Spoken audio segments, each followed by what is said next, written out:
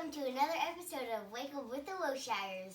Yes, good morning, North Street students, staff, everyone out there that's watching. We appreciate you continuing to tune in. We hope that you're learning some things with our show each and every morning, and we have some of our same routines for you today. But I do at the end of the show, I'm going to introduce to you,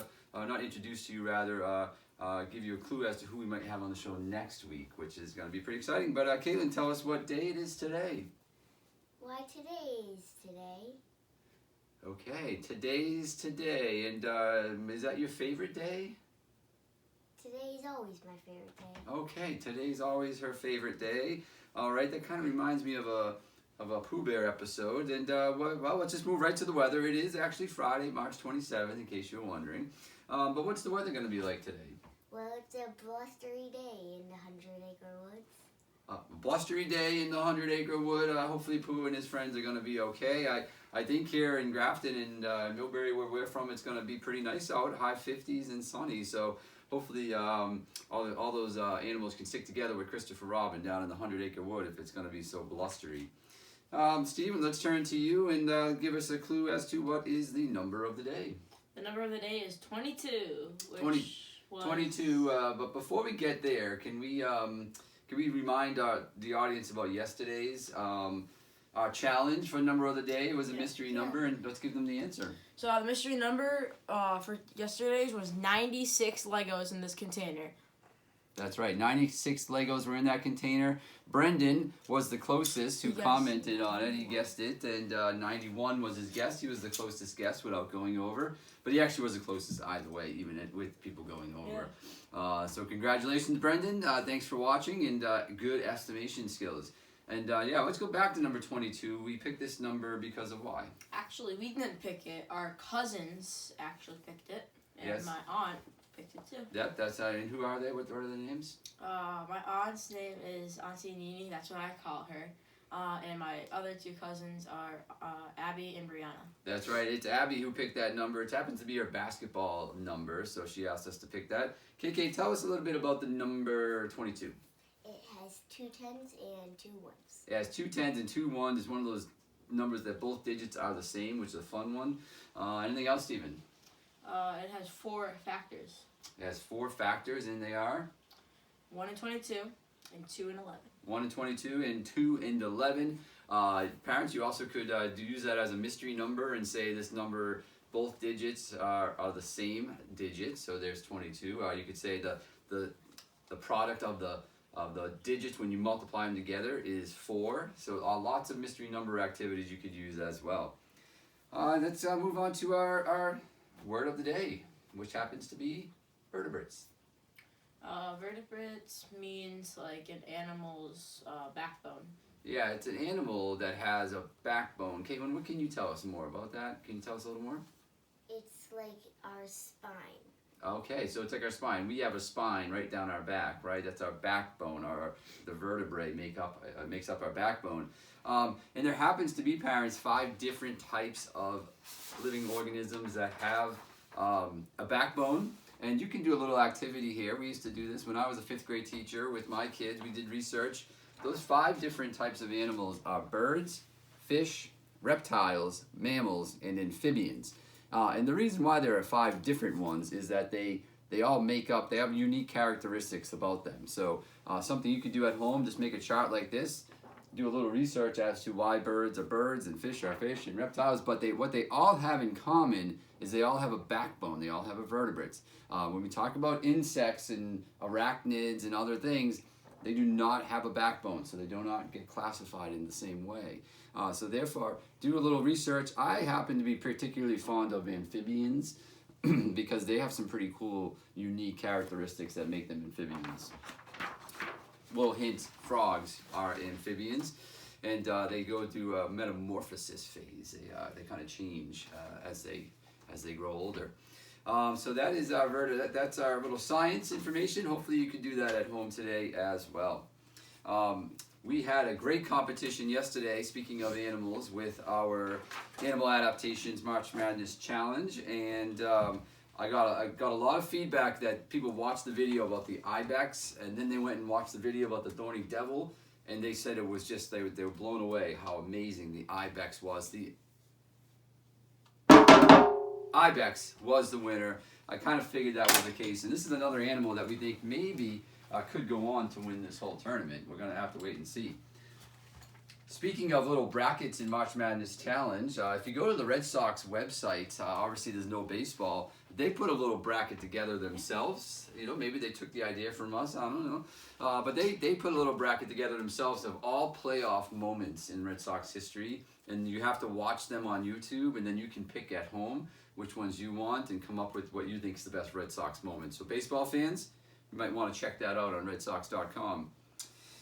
All right, today we had a comment in our comments yesterday. Someone asked us to take a look at the penguin, and so we decided to look at the emperor penguin versus the zebra. The zebra versus the emperor penguin. And Steven's going to first tell us a little bit about the zebra. Their stripes distract predators when they are in a herd. It makes them hard to see them. They are herbivores and eat grass in the grasslands. They'll travel thousands of kilometers in search of fresh water to drink. And zebras fight for females with piercing bites and powerful kicks. Okay, all right. Pretty violent there, I guess, zebras can be. Zebras are very cool. Black. Are they black with white stripes? Are they white with black stripes? You know, that seems to be the question that everyone's always asking, right? Caitlin, tell us about the emperor penguin. The emperor penguin have thick skin and a layer of blubber or fat to keep them warm. They have several layers of scale-like feathers to protect them from strong winds.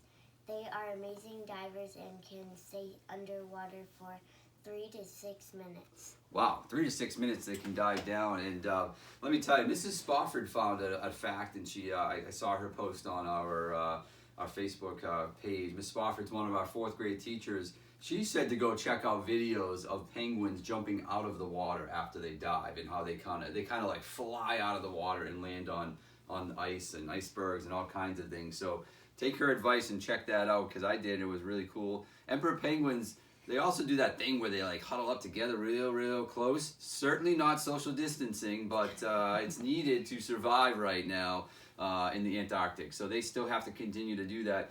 They actually can raise the temperature by like dozens of degrees. It's pretty amazing if you're in the inside of that circle, and they take turns going in and out from the inside to the outside, taking on the wind. So pretty amazing species. The zebra is as well. They work together as well so that they can confuse our bumfuzzle predators rather, to not know where they begin or where they end. Right, KK? Bumfuzzle, good word. All right, moving on. Parents, I wanted to check a little bit in with you about some reading tips, and this is going to be something we'll share once in a while. Something we talk to the kids a lot about is checking for understanding.